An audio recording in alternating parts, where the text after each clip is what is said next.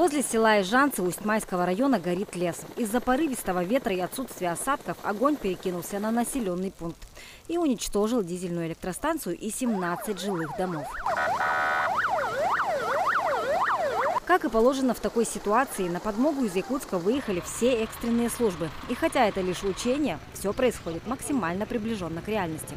Развернут даже пункт управления, благодаря которому в любой точке Земли у спасателей есть возможность координировать свои действия. Все виды связи организовывают: видеоконференция, телефония, интернет, интранет, ведомственная сеть МЧС России. Все эти функции выполняет. В арсенале спасательных служб не только современные технологии, но и уже зарекомендовавшее себя веками оборудование. При тушении пожаров, как правило, используется вот такой ручной ствол, который подает от 2 до 8 литров в секунду. Опасная и практически геройская работа затягивает, признается пожарный с 15-летним опытом работы Андрей Ротарь.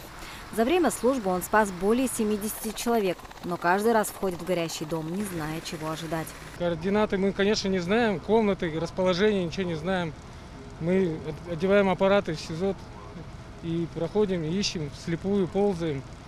То есть вплоть до того, что под кроватью ищем детей, там, в шкафах они могут прятаться. В любом месте. Делаем разведку. Пожарные, спасатели, лесной спецназ и медицина катастроф продемонстрировали все, на что способны.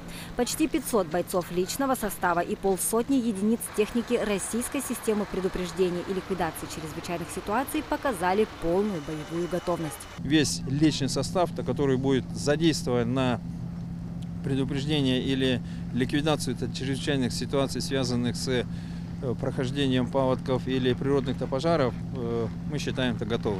Командно-штабные учения по ликвидации природных чрезвычайных ситуаций и защите населенных пунктов сейчас проводятся по всей стране.